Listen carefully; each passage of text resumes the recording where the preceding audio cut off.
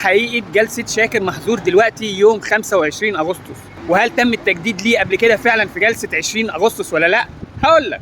وحشني جدا جدا جدا. أول ما قلت إن جلسة تجديد لشاكر كانت يوم 20 أغسطس وتم حبسه 15 يوم على ذمة القضية، ناس كتير طلعوا يقولوا لي لأ، شاكر منزلش أصلا، شاكر جلسته يوم 25 أغسطس، أنت بتقول أي كلام.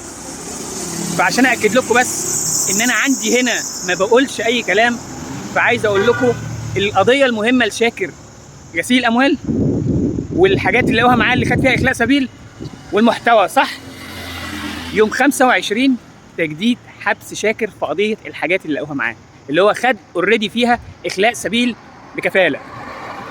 لكن القضية اللي كانت تم التجديد ليه فيها يوم 20 أغسطس هي القضية المهمة، غسيل الأموال. عشان تتأكد من حقيقة كلامي ده، نتيجة التحليل هتظهر خلال اليومين الجايين وهيتم الإعلان عنها في الجلسة اللي جاية اللي هي جلسة تجديد للحاجات اللي لقوها معاه. فلما ده يثبت حقيقي وتعرفوا ان فعلا كان في جلسة 20 أغسطس بتاعة غسيل الأموال، أنا مش عايز من أي حد من الناس اللي دخلوا يقولوا لي لا هو ما راحش جلسة وجلسته أصلا لسه يوم 25 غير انهم يخشوا يعتذروا بس.